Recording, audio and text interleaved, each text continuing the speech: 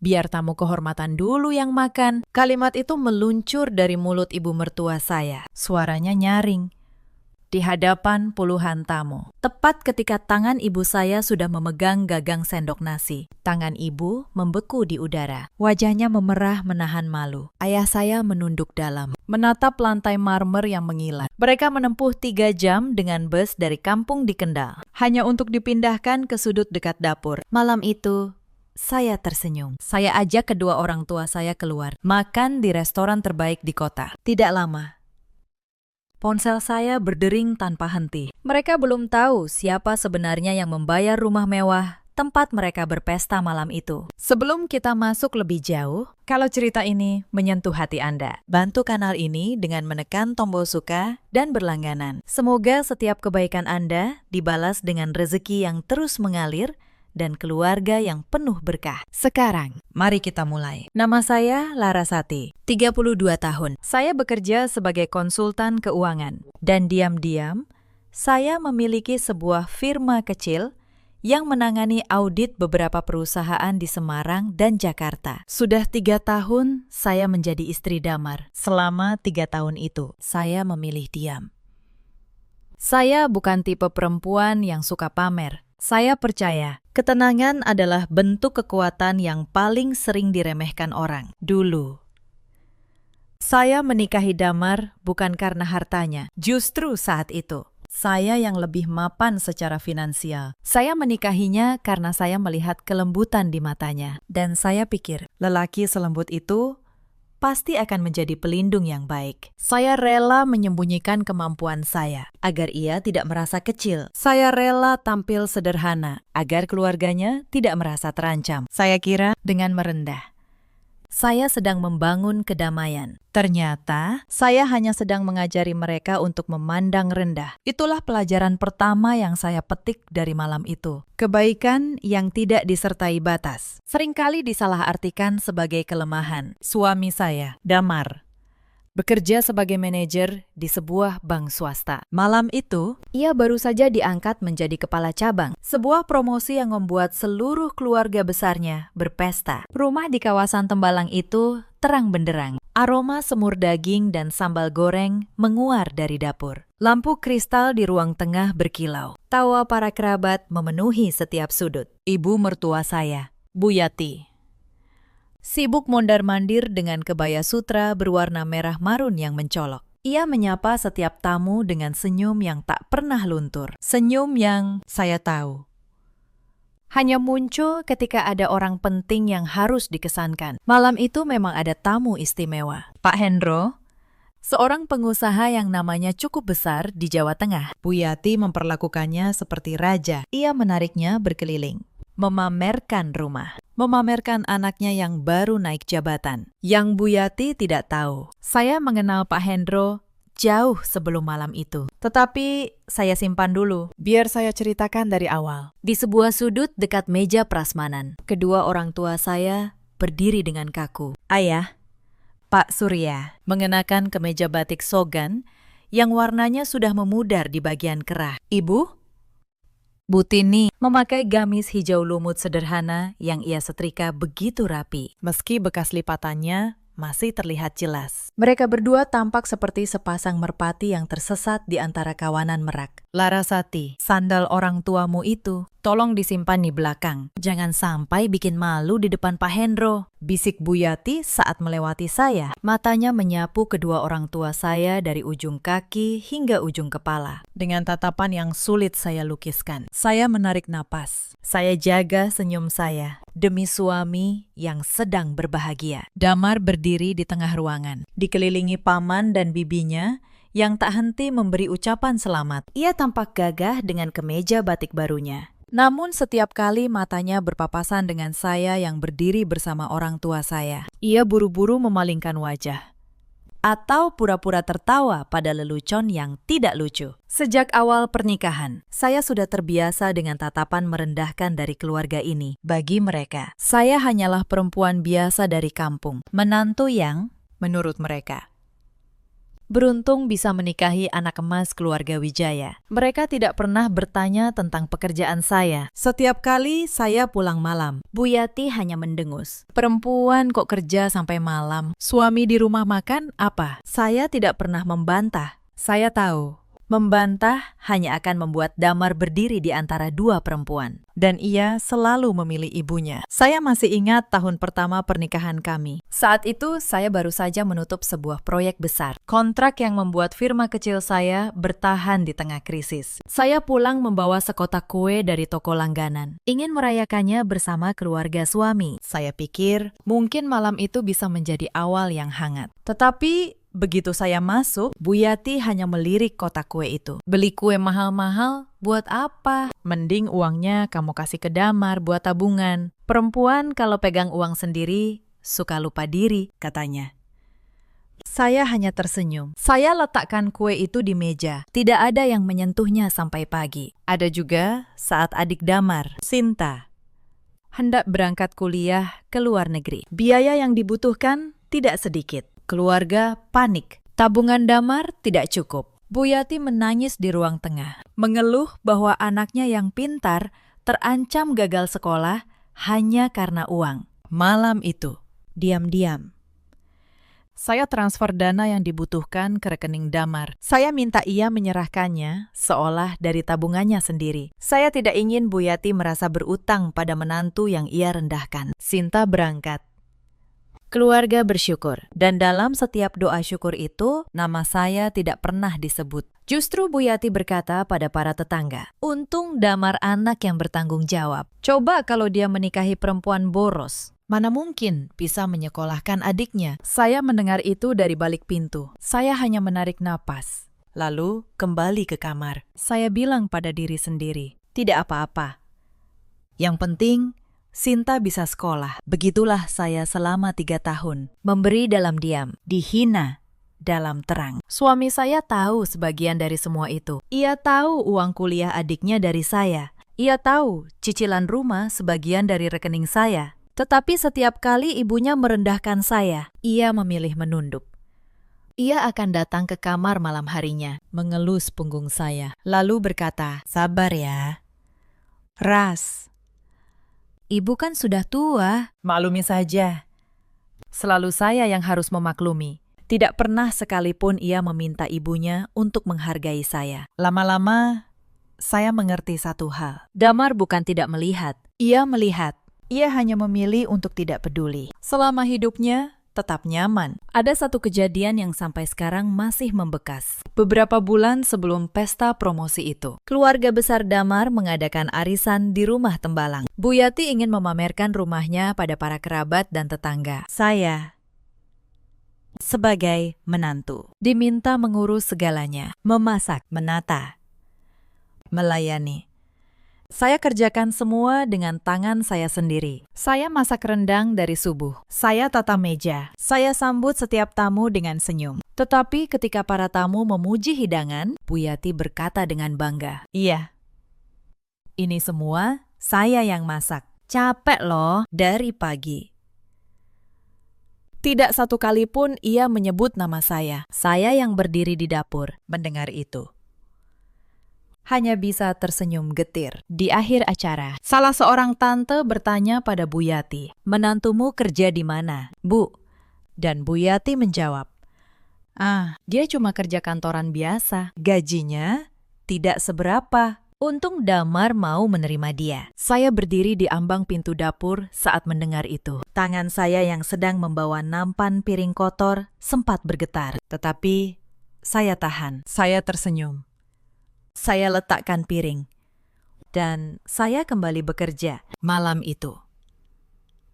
Saya menangis diam-diam di kamar mandi, bukan karena hinaan itu. Saya sudah kebal. Saya menangis karena suami saya, yang duduk tak jauh dari ibunya saat kalimat itu diucapkan, hanya tertawa kecil. Seakan apa yang dikatakan ibunya itu lucu. Saat itulah, jauh di dalam hati, sesuatu mulai retak. Saya belum tahu kapan retakan itu akan pecah, tetapi saya tahu suatu hari ia akan pecah. Dan malam pesta promosi itulah akhirnya retakan itu pecah sepenuhnya. Padahal, jika mereka mau melihat, banyak yang tidak mereka mengerti. Rumah di Tembalang yang mereka banggakan itu. Setengah dari cicilannya, saya yang membayar dari rekening pribadi saya. Mobil yang dikendarai Damar setiap pagi. Uang mukanya dari tabungan saya. Bahkan, dana darurat yang dipakai keluarga ini ketika adik Damar kuliah di luar negeri, mengalir diam-diam dari saya. Saya tidak pernah menyebutnya, bukan karena saya ingin pamrih, tetapi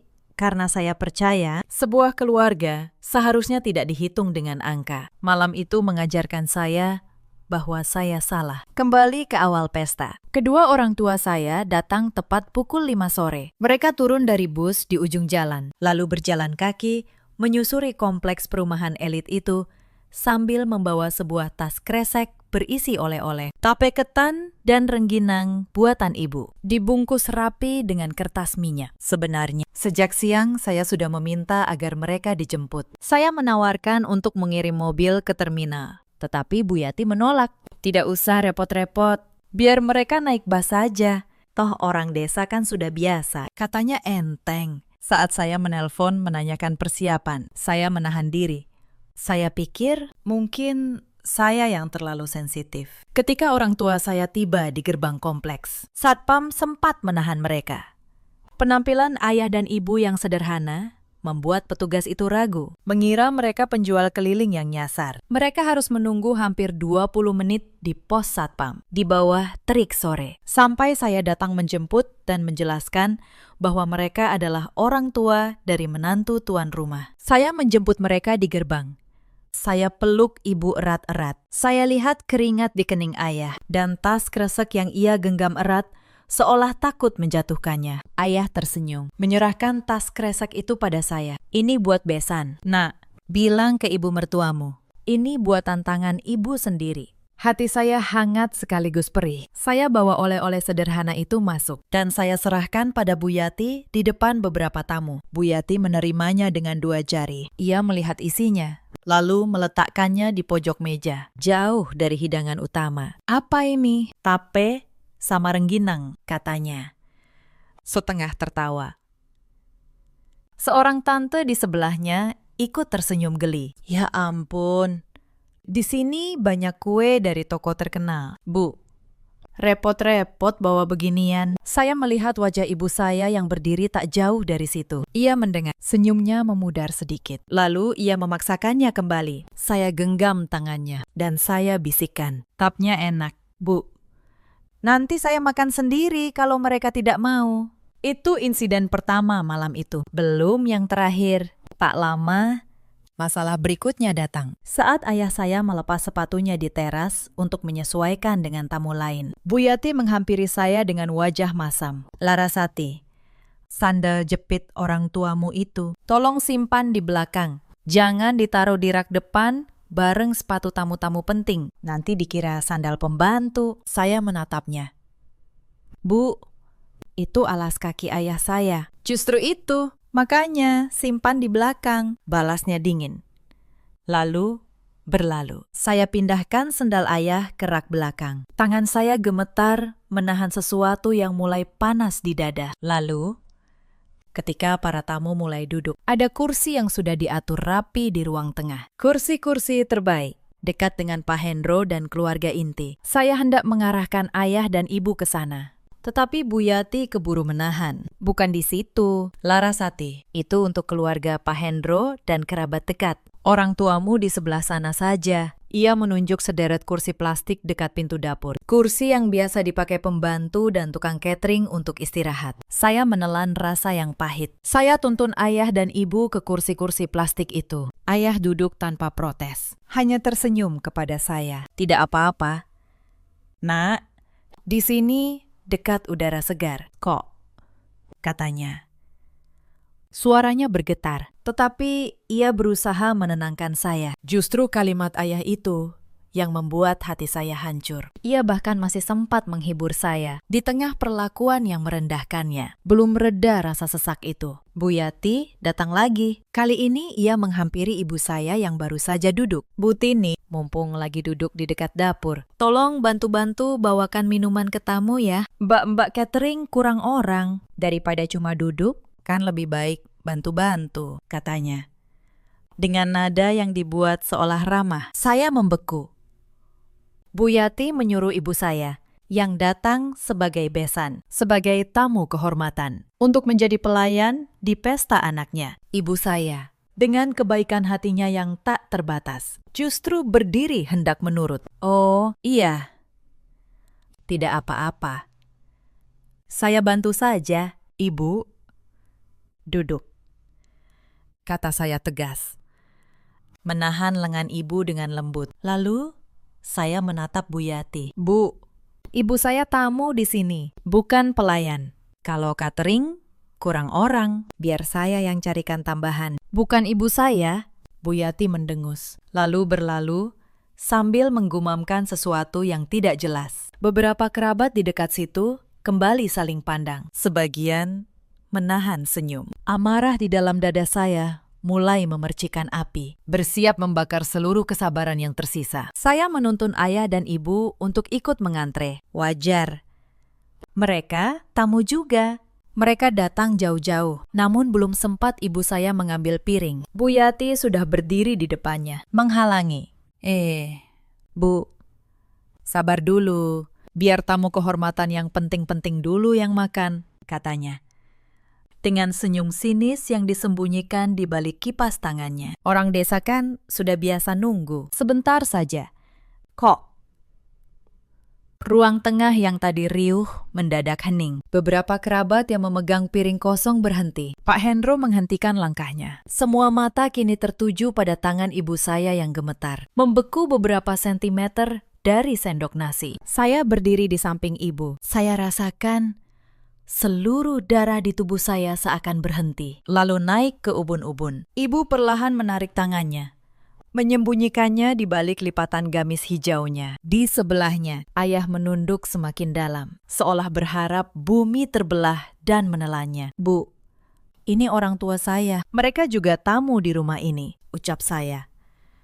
Menahan amarah yang sudah di ujung tenggorokan, saya melangkah maju, memposisikan diri di depan kedua orang tua saya, melindungi mereka dari tatapan menghakimi seisi ruangan. Bu Yati malah mendengus. Ia melambaikan tangan kirinya yang dipenuhi gelang emas. Larasati, kamu harus tahu prioritas. Pak Hendro ini orang sibuk. Waktunya berharga. Hidangan ini disiapkan khusus untuk menyambut beliau. Orang tuamu kan bisa nanti. Tidak usah berebut seperti orang yang kelaparan berminggu-minggu. Beberapa sepupu damar di sudut ruangan tertawa kecil, menutup mulut dengan tangan. Pak Hendro hanya melirik sekilas ke arah batik ayah yang memudar, lalu kembali menatap layar ponselnya. Tidak ada satupun orang di ruangan itu yang bergerak untuk membela. Tidak satupun yang mencoba mencairkan suasana. Di tengah keheningan yang menyiksa itu, ibu saya justru yang lebih dulu bersuara. Dengan suara lembut yang berusaha menjaga ketenangan, ia berkata, "Tidak apa-apa, Bu Yati. Kami memang tidak terburu-buru. Silakan, tamunya dulu." Kalimat itu yang diucapkan dengan begitu tulus, tanpa setitik pun amarah, justru membuat dada saya semakin sesak. Ibu saya, perempuan yang baru saja dipermalukan di depan puluhan orang, masih sempat menjaga perasaan orang yang menghinanya. Itulah perbedaan antara kami dan mereka. Kami diajari untuk menjaga hati orang lain, bahkan saat hati kami sendiri sedang diinjak. Saya menoleh ke arah suami saya, lelaki yang berjanji di hadapan penghulu untuk menjaga saya beserta keluarga saya. Damar berdiri hanya 2 meter dari ibunya. Ada kilat kegugupan di matanya. Saya tahu, jauh di dalam. Ia tidak setuju dengan apa yang terjadi. Saya bisa melihatnya dari caranya menggenggam gelas, dari caranya menghindari tatapan saya. Tetapi, mengetahui sesuatu salah dan berani menyatakannya adalah 2 hal yang sangat berbeda. Dan suami saya hanya menguasai yang pertama. "Mas," panggil saya pelan, namun penuh penekanan. Saya butuh ia bersuara. Saya butuh tahu bahwa lelaki yang hidup bersama saya selama 3 tahun ini masih punya hati nurani. Damar melangkah mendekat. Namun, bukannya menegur ibunya, ia justru memegang lengan saya. "Larasati, sudah. Jangan bikin ribut di depan Pak Hendro. Lagi pula," kata ibu, "ada benarnya. Mengalah sebentar." "Kenapa?" Nanti setelah Pak Hendro selesai, kita bisa makan di belakang. Kata di belakang itu menghantam dada saya. Damar tidak malu melihat mertuanya dihinakan. Ia hanya malu kalau pestanya terganggu. Saya menatapnya lama, mencari sisa lelaki yang dulu saya cintai. Tetapi yang saya temukan hanya seorang anak kecil yang takut pada ibunya. Saya menarik napas panjang, lalu saya tersenyum. Senyum yang, kalau saja Damar lebih peka, seharusnya membuatnya merinding. Baik, kata saya, tenang. Kalau begitu, kami tidak akan mengganggu pesta penting ini lagi. Saya berbalik. Saya gandeng lengan ayah dan ibu. Ayah, ibu, ayo, kita cari tempat makan yang lebih pantas untuk kita. Larasati, kamu mau kemana? Suara Bu Yati meninggi. Saya tidak menjawab. Saya tuntun kedua orang tua saya melewati kerumunan tamu, melewati Pak Hendro, melewati suami saya yang berdiri mematung. Kami berjalan keluar dari rumah megah itu dengan kepala tegak. Di mobil, ibu saya menangis pelan. Maafkan ibu.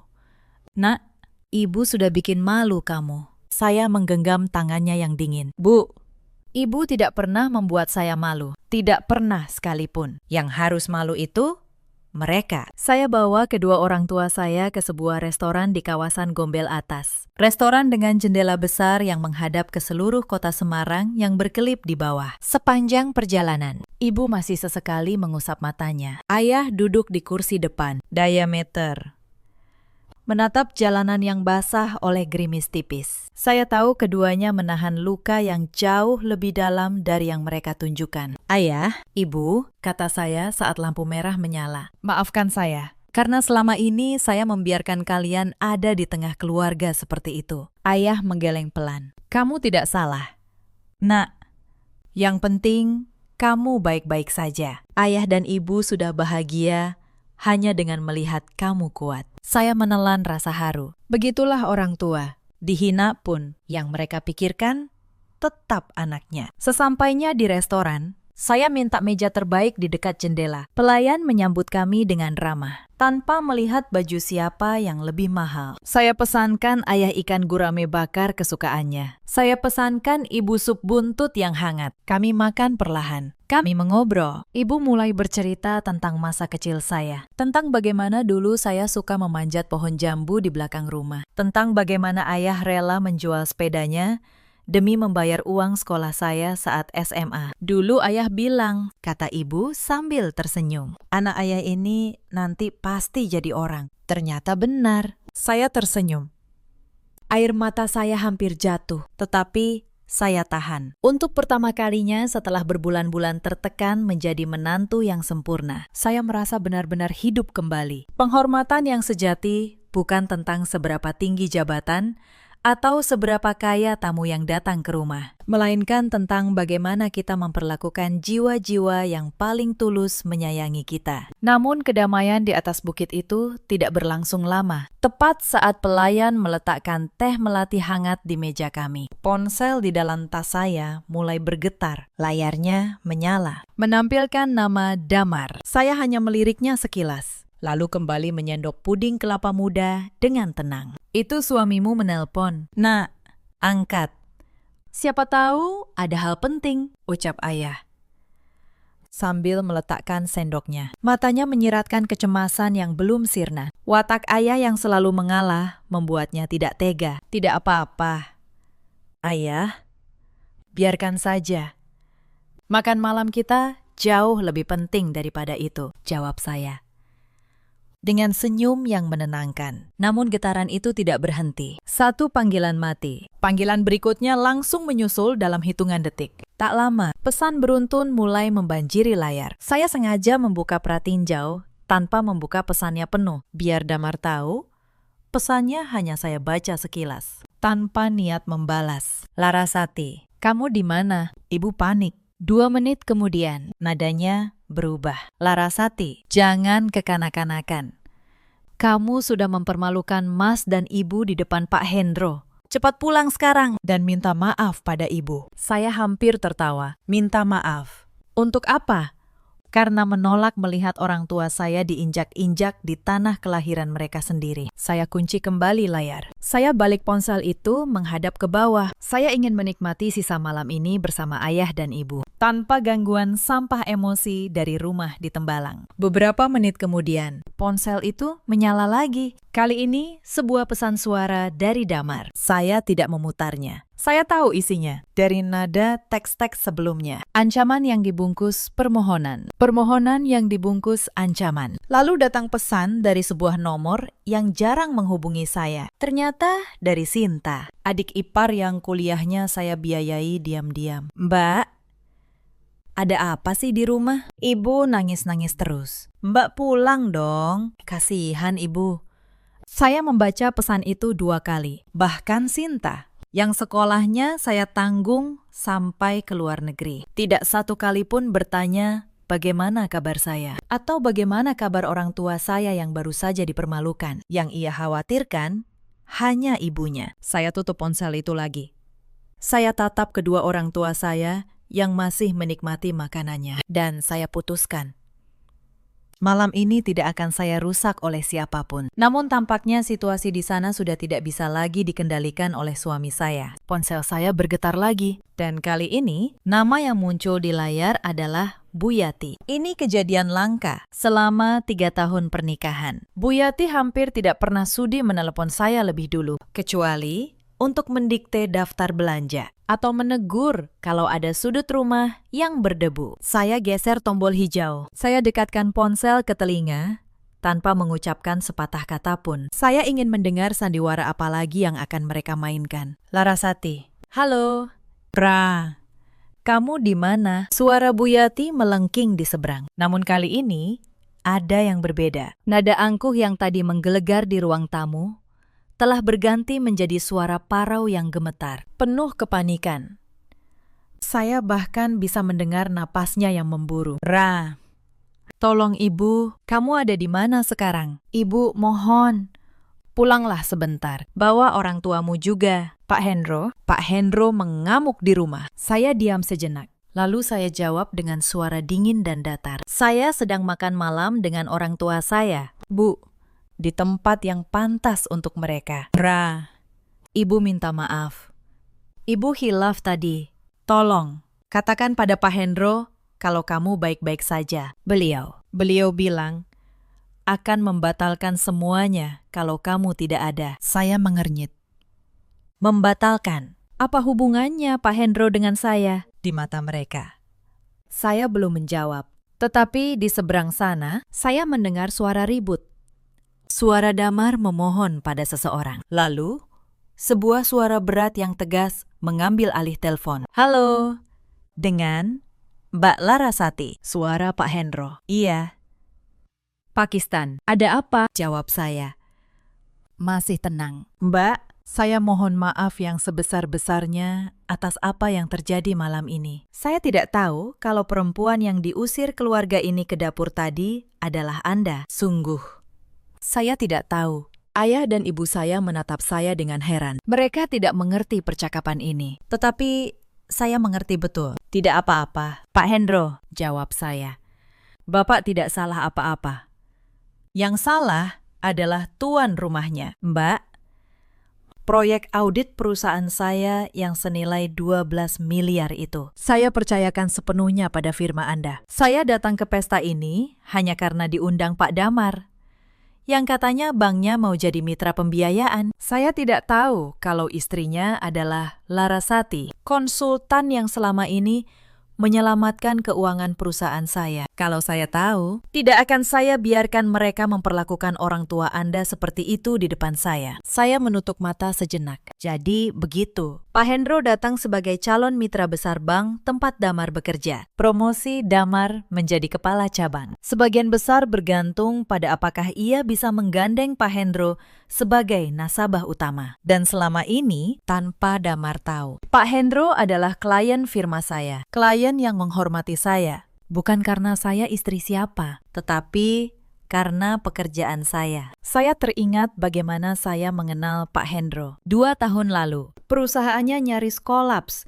karena seorang manajer keuangan yang menggelapkan dana. Tidak ada konsultan besar yang mau menangani kasus itu karena terlalu rumit dan terlalu berisiko. Firma kecil saya yang akhirnya berani. Selama berbulan-bulan, saya dan tim saya menelusuri ribuan transaksi, menemukan aliran dana yang disembunyikan, dan menyelamatkan perusahaan Pak Hendro dari kebangkrutan. Sejak saat itu, Pak Hendro memperlakukan saya seperti adiknya sendiri. Ia selalu bilang, "Mbak Larasati, kalau bukan karena Anda, perusahaan saya sudah jadi abu. Saya berutang nyawa pada Anda." Dan malam ini, di rumah suami saya, lelaki yang berutang budi pada saya itu justru menyaksikan saya diperlakukan seperti pengganggu di pesta, tanpa tahu bahwa perempuan yang diusir ke dapur itu adalah penyelamat perusahaannya. Dunia memang kadang punya cara yang sangat lucu untuk menyusun kepingan-kepingannya. "Pak Hendro,"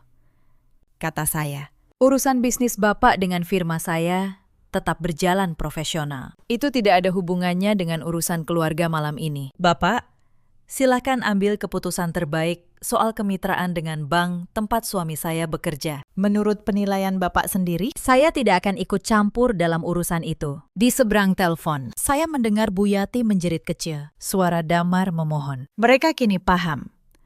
Sedikit demi sedikit, siapa yang sebenarnya mereka campakkan ke dapur malam itu. "Saya hargai sekali, Mbak," jawab Pak Hendro. "Tapi izinkan saya jujur, saya tidak nyaman menjalin kerjasama dengan orang yang tega memperlakukan keluarganya sendiri seperti itu. Tadi saya melihat dengan mata kepala saya sendiri bagaimana orang tua Anda diusir ke dekat dapur. Saya diam karena saya pikir itu bukan urusan saya. Sekarang saya menyesal tidak bersuara. Bagi saya, cara seseorang memperlakukan orang yang lemah adalah cermin karakternya. Dan saya tidak mau menaruh kepercayaan finansial pada karakter seperti itu. Ini keputusan saya sendiri. Mbak, bukan karena Anda." Telepon ditutup. Saya letakkan ponsel di meja. Saya tatap kota Semarang yang berkelip di bawah jendela. "Ada apa, Nak?" tanya ibu. Lembut. "Tidak apa-apa, Bu," jawab saya sambil tersenyum. "Hanya beberapa orang yang baru menyadari kesalahan mereka. Terlambat." Kami melanjutkan makan malam. Saya nikmati setiap suapan. Untuk pertama kalinya dalam 3 tahun, saya merasa bebas. Namun cerita malam itu belum selesai. Ketika kami baru saja selesai, dan pelayan membawa tagihan, pintu restoran terbuka. Saya melihat 2 sosok masuk dengan tergesa. Damar, dan di belakangnya, Bu Yati.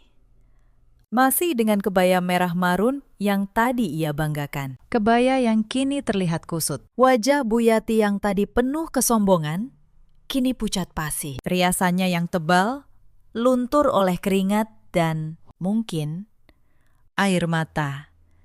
Mereka pasti melacak lokasi saya dari aplikasi keluarga yang dulu dipaksakan Bu Yati agar saya pasang, supaya ia bisa selalu tahu di mana saya berada. Ironis. Alat yang ia pakai untuk mengawasi saya kini menuntunnya datang untuk memohon. Mereka menghampiri meja kami. Damar langsung berlutut di samping kursi saya. Beberapa pengunjung restoran menoleh. Tetapi Damar sudah tidak peduli lagi pada gengsi yang tadi sore ia jaga mati-matian. "Larasati, Mas mohon.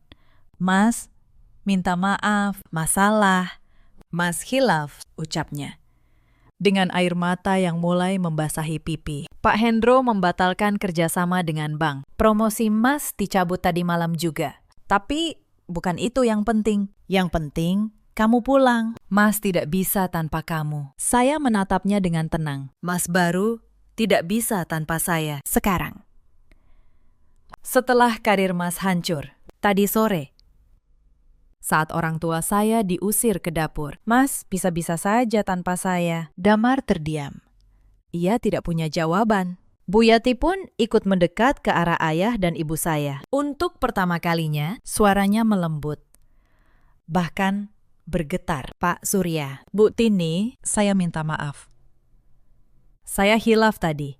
Tolong maafkan saya. Saya tidak tahu diri. Ayah saya, lelaki yang hatinya lebih bersih dari siapapun yang saya kenal, hanya tersenyum lembut. Sudah, Bu, kami sudah memaafkan. Bahkan sebelum ibu meminta. Kami, Orang desa, kami tidak biasa menyimpan dendam. Mata ibu saya berkaca-kaca mendengar suaminya berkata begitu. Begitu pula saya. Justru kebesaran hati ayah itu yang membuat saya semakin yakin pada keputusan yang akan saya ambil. Larasati.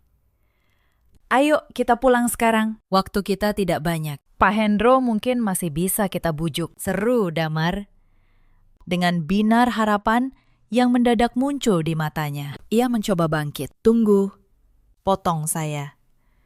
Membuat gerakan Damar terkunci. Saya menatap Damar dan ibunya bergantian. Ayah dan ibu saya memang selalu memaafkan. Karena hati mereka tidak sekotor hati kalian. Tetapi dimaafkan bukan berarti semuanya kembali seperti semula. Saya mengeluarkan sebuah map tebal berwarna coklat dari dalam tas saya. Saya letakkan di atas meja. Tepat di hadapan Damar. Apa ini? Ra, tanya Damar. Dahinya berkerut.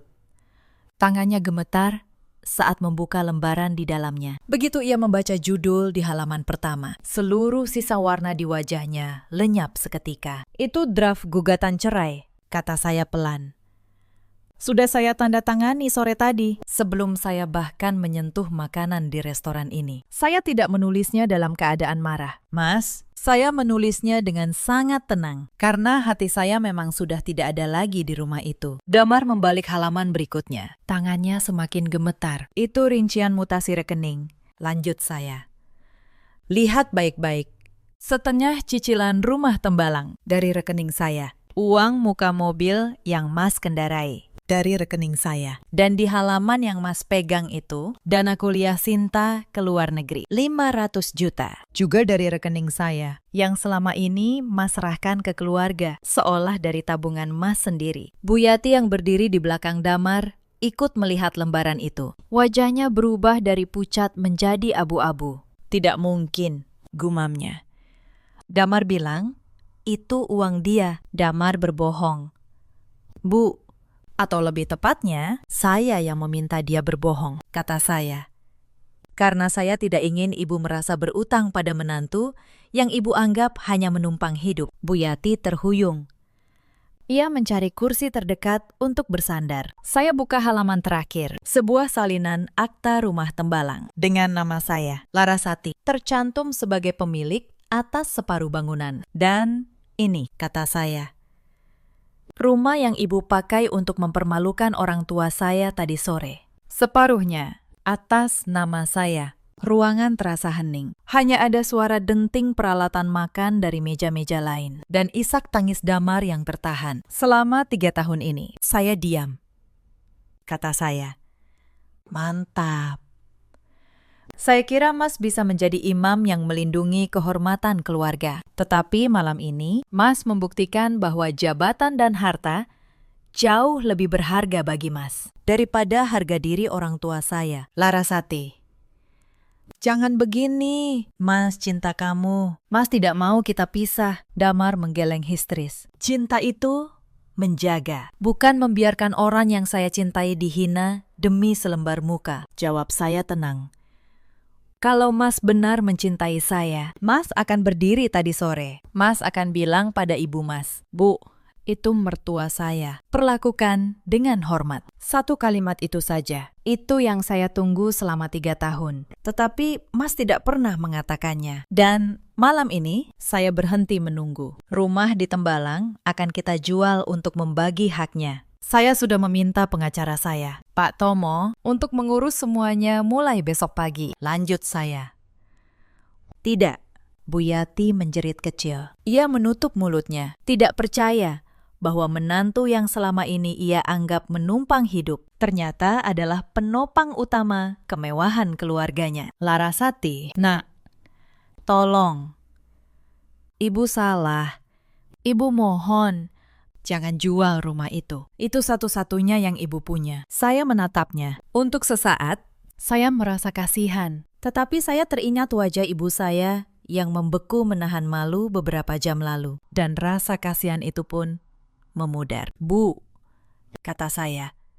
Tadi sore, ketika ibu saya hanya ingin makan sesendok nasi, ibu bilang, Orang desa kan sudah biasa nunggu. Sekarang saya kembalikan kalimat itu pada ibu. Ibu sudah biasa hidup mewah dari uang yang bukan milik ibu. Sekarang, ibu juga harus belajar menunggu. Menunggu hasil kerja keras sendiri. Bu Yati terduduk lemas di kursi. Di pintu restoran, saya melihat satu sosok lagi yang baru masuk. Mbak Asih, pembantu yang sudah belasan tahun bekerja di rumah Tembalang. Ia datang mengikuti Damar dan Bu Yati. Mungkin diminta menemani. Ketika matanya bertemu mata saya, ia menunduk. Lalu diam-diam mengusap sudut matanya. Selama 3 tahun. Hanya Mbak Asih satu-satunya orang di rumah itu yang memperlakukan saya dengan tulus. Ia yang sering menyisihkan makanan untuk saya saat saya pulang larut. Ia yang diam-diam mendoakan saya. Sebelum saya melangkah keluar, saya hampiri ia sebentar. Mbak Asih, terima kasih untuk semuanya selama ini, kata saya pelan. Kalau Mbak butuh pekerjaan nanti, datang ke firma saya. Pintu saya selalu terbuka untuk orang baik seperti Mbak. Mbak Asih mengangguk. Air matanya jatuh. Terima kasih, Bu Laras.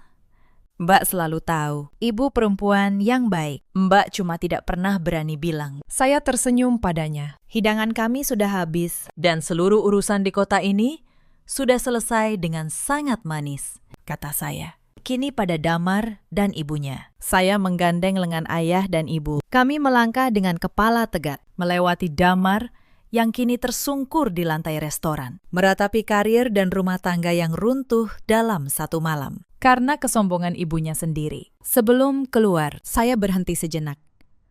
Saya ambil ponsel saya, dan saya kirimkan satu pesan singkat kepada Pak Hendro. Pak Hendro, terima kasih atas keadilan Bapak malam ini. Proyek audit perusahaan Bapak akan tetap berjalan profesional di bawah firma saya. Untuk urusan kemitraan perbankan, silakan Bapak putuskan yang terbaik. Saya tidak akan pernah mencampur urusan bisnis dengan urusan pribadi. Lalu, saya simpan ponsel itu. Saya tidak lagi perlu mendengar tangis atau permohonan maaf dari Damar dan ibunya. Maaf yang datang terlambat ketika semuanya sudah hancur. Bukanlah maaf. Itu hanya rasa takut yang menyamar. Kami berjalan keluar, menyambut embusan angin malam Semarang yang terasa begitu lega. Di bawah sana, lampu-lampu kota bersinar terang, mengiringi kami menuju lembaran hidup yang baru, di mana harga diri dan kehormatan keluarga tidak akan pernah bisa ditukar dengan apapun di dunia ini. Hari-hari berikutnya berjalan seperti yang sudah saya rencanakan. Pak Tomo, pengacara saya, mengurus semua proses dengan cepat dan rapi. Rumah di Tembalang dijual. Separuh hasilnya menjadi hak saya, sesuai akta. Sisanya saya serahkan pada Damar, lebih dari yang sebenarnya wajib saya berikan. Bukan karena saya masih mencintainya, tetapi karena saya tidak ingin menutup satu pintu dengan kebencian. Damar tidak pernah mendapatkan kembali promosinya. Pak Hendro benar-benar membatalkan kemitraan dengan bank itu, dan kabarnya, atasan Damar menilai ia gagal menjaga relasi penting. Beberapa bulan kemudian, saya dengar ia dimutasi ke cabang kecil di kota lain. Bu Yati pindah ke rumah kontrakan sederhana. Untuk pertama kalinya dalam hidupnya, ia harus berhemat. Para tetangga yang dulu ia kesankan dengan kemewahan, kini tidak lagi datang. Sinta, adik ipar saya, harus mencari pekerjaan paruh waktu untuk membantu ibunya, karena tidak ada lagi yang diam-diam mengisi rekening keluarga. Saya tidak merasa senang atas semua itu. Saya juga tidak merasa bersalah. Mereka hanya menuai apa yang mereka tanam. Saya hanya berhenti menjadi tanah tempat mereka menanam. Sementara itu, hidup saya justru mekar. Firma saya berkembang. Kepercayaan Pak Hendro. Dan kemudian, klien-klien lain yang mendengar tentang integritas saya membuat usaha kecil itu tumbuh menjadi sebuah kantor konsultan yang dihormati di Semarang. Tetapi yang paling berharga bukan itu. Yang paling berharga adalah saya membawa ayah dan ibu saya pindah ke sebuah rumah yang nyaman, tidak jauh dari tempat tinggal saya. Setiap akhir pekan, kami makan bersama. Ayah kembali punya sepeda, hadiah dari saya, untuk mengganti yang dulu ia jual demi sekolah saya. Ibu kembali tersenyum lepas, tanpa harus takut salah, berdiri di rumah orang. Suatu sore, saat kami duduk di teras menikmati teh, ayah berkata pelan, "Nak, ayah bangga sama kamu, bukan karena kamu sukses, Tapi karena kamu tidak pernah malu mengakui dari mana kamu berasal, saya genggam tangannya. Air mata saya jatuh. Kali ini tanpa saya tahan. Karena inilah sebenarnya kemenangan yang sesungguhnya. Bukan rumah yang terjual, bukan karir siapa yang runtuh, melainkan senyum di wajah dua orang yang paling tulus mencintai saya. Di bawah langit Semarang yang sama, saya akhirnya menemukan arti pulang. Cerita ini mengajarkan kita satu hal yang sederhana. Jangan pernah mengukur nilai seseorang dari pakaian yang ia kenakan, atau dari seberapa jauh ia datang. Dan jangan pernah merasa aman menghina orang yang diam, karena diamnya seseorang bukan berarti ia tidak mampu. Di luar sana, ada banyak perempuan seperti Larasati, perempuan yang memilih diam, bukan karena lemah, tetapi karena mereka menghargai kedamaian lebih dari kemenangan. Mereka menanggung hinaan dalam senyap, sambil terus bekerja, terus memberi, tanpa pernah meminta diakui. Untuk kalian semua, ketahuilah, diam kalian bukan kekalahan, tetapi ingat juga, ada batas di mana kebaikan harus berani berkata cukup. Ada pula banyak suami seperti Damar, lelaki yang lupa bahwa tugas seorang imam bukan hanya memimpin saat bahagia, tetapi melindungi saat keluarganya dihinakan. Mereka memilih diam di saat seharusnya berdiri, mengira bahwa menghindari konflik adalah kedamaian. Padahal, membiarkan orang yang kita cintai disakiti bukanlah kedamaian. Itu adalah pengkhianatan yang paling halus, dan mereka baru menyesal ketika semuanya sudah terlambat. Dan ada para ibu mertua seperti Bu Yati yang begitu sibuk mengejar pengakuan dari orang luar, sampai lupa menghargai orang yang setiap hari menjaga keluarganya tetap utuh. Mereka mengukur manusia dari pakaian dan jabatan, sampai lupa bahwa karakter sejati hanya terlihat dari cara kita memperlakukan orang yang tidak bisa memberi kita apa-apa. Damar kehilangan promosi yang ia banggakan dan rumah tangga yang ia abaikan. Bu Yati harus menjual sebagian harta yang ternyata bukan miliknya seutuhnya, lalu belajar hidup sederhana untuk pertama kalinya. Sementara Larasati, ia bangkit, membangun firmanya lebih besar. Dan setiap akhir pekan, ia pulang menemani kedua orang tua yang tidak pernah sekalipun membuatnya malu. Dalam hidup, kita selalu punya pilihan, memilih untuk menghormati atau memilih untuk menghina. Dan setiap pilihan, cepat atau lambat, selalu kembali kepada kita. Karma tidak pernah datang dengan suara keras. Ia datang dengan tenang, di saat yang paling tidak terduga, membawa semua yang pernah kita tabur. Bagaimana menurut Anda? Apakah keputusan Larasati sudah tepat? Ceritakan kisah dan pendapat Anda di kolom komentar. Terima kasih sudah menemani sampai akhir. Sampai jumpa di cerita berikutnya.